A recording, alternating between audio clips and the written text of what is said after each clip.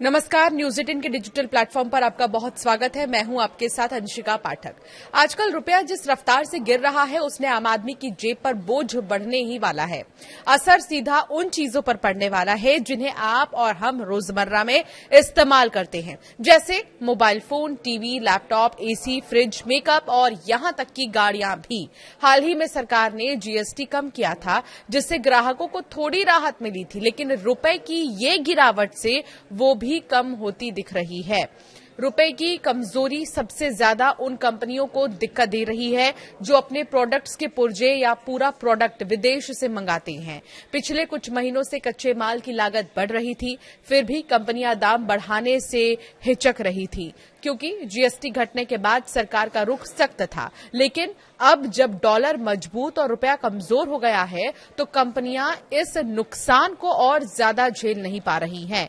Economic times की एक report के अनुसार मोबाइल, लैपटॉप, टीवी और बड़े घरेलू उपकरण बनाने वाली कंपनियों ने साफ कर दिया है कि दिसंबर से जनवरी के बीच वो कीमतों में 3 से 7% तक की बढ़ोतरी करेंगी। इसका कारण जो है मेमोरी चिप, कॉपर, इसके कारण मेमोरी चिप, कॉपर और दूसरे जरूरी हिस्सों के दाम काफी बढ़ जाना बताया जा रहा है।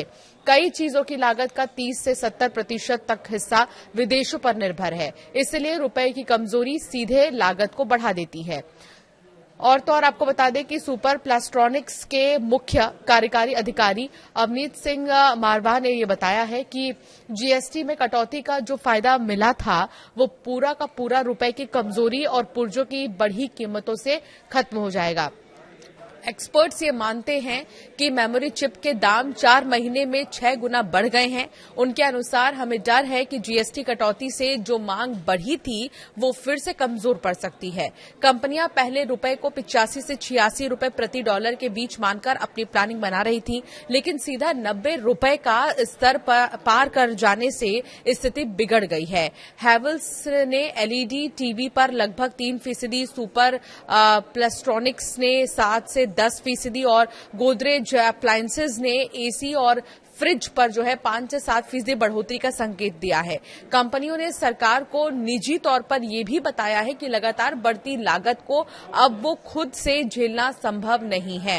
रिपोर्ट के मुताबिक इलेक्ट्रॉनिक्स के बाद सौंदर्य उत्पादों का क्षेत्र भी प्रभावित होगा, जैसे मैक हो गए, बॉबी ब्राउन हो गए या फिर क्लिंक और द बॉडी शॉप। इस तरह के जो बड़े ब्रांड्स है, विदेशी ब्रांड के उत्पाद पहले से ही महंगे थे, अब रुपए की कमजोरी इन्हें और ज्यादा महंगा बना देगी। शॉपर स्टॉप ब्यूटी के मुख्य अधिकारी जो बड़े बड़े एक्सपर्ट्स हैं, उनका ये कहना है कि कमजोर रुपया हमारे विदेश से मंगाए जाने वाले सौंदर्य उत्पादों की लागत बढ़ा देता है। इसीलिए कुछ महंगे आयातित उत्पादों में कीमत बढ़ाना आखिरकार आवश्यक हो ही जाता है। वाहन सेक्टर भी इससे अछूता नहीं है। हाल ही में दोपहिया और छोटी कारों पर जीएसटी घटा था, जिससे बिक्री में अक्टूबर में 17% और नवंबर में 19% उछाल आया, लेकिन रुपए की गिरावट इस गति को फिर से रोक सकती है। मर्सिडीज बेंज इंडिया के प्रमुख संतोष अय्यर ने कहा कि लग्जरी वाहनों की कीमतें आगे बढ़ेंगी। हम 26 जनवरी से कीमतों में बदलाव पर जो है विचार कर रहे हैं। इसके अलावा और भी जो बड़े ब्रांड के मालिक हैं, बड़े एक्सपर्ट्स हैं, उनका कहना है कि रुपए की गिरावट का सीधा और पूरा असर लागत पर पड़ता है। हालांकि कंपनियां अभी बढ़ोतरी का स्तर तय नहीं कर पाई है।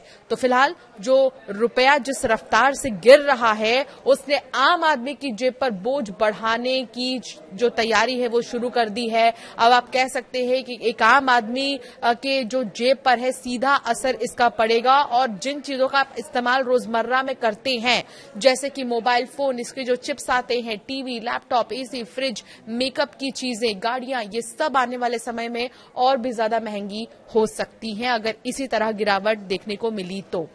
आपकी क्या राय है इस पर, हमें जरूर कमेंट कर बताएं।